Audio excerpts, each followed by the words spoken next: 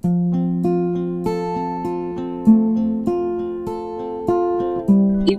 any of the spouses are physically abusive, is this a condition for Divorce. divorce? Is it a good condition If there's a for divorce? threat to life, you saw here where he said, since most times it was the woman who didn't have the physical strength, but the world is very different now. Utterly and completely different. All over the world now, women are harming men, especially in Western countries, and getting away with it.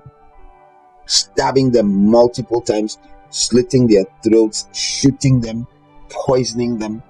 God alone knows. The day of judgment will play out a lot of things. Men do the same thing, go to prison for it. The same thing. It's so biased, it's incomprehensible.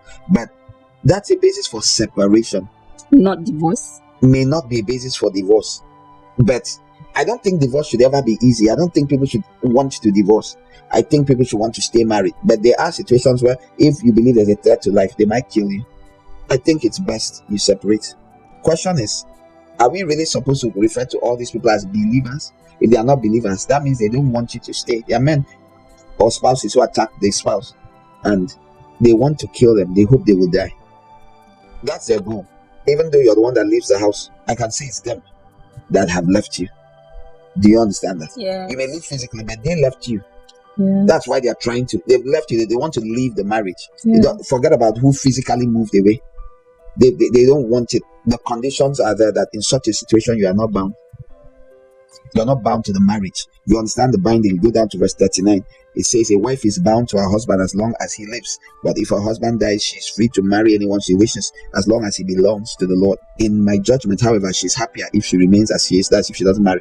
And I think that I too have the Spirit of God. But the whole point there is there are conditions to separate. Doesn't mean it's divorce. Men have beaten women. Women have harmed men.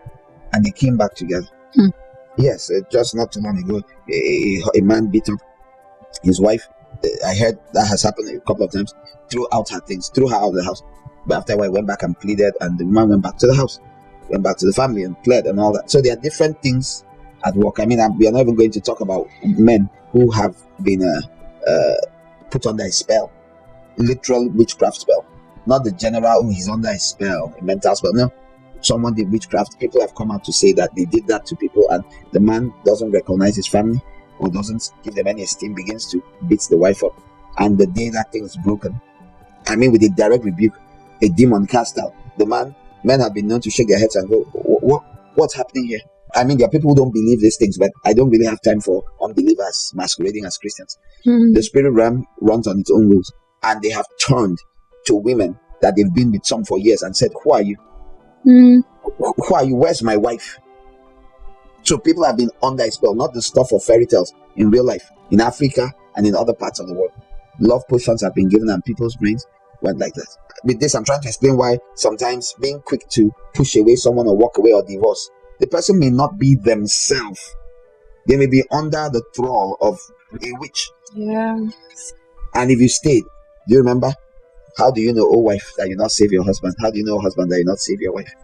We presume that just meant giving their life to Christ. Didn't occur to us that I might be referring to saving them from the bondage of the devil. After all, what are you saved from? There are these scenarios where that person is under a demonic yoke and doesn't have a choice. Seemingly, is helpless against the forces arrayed against it. Remember, it's a battle. Remember, there's an enemy.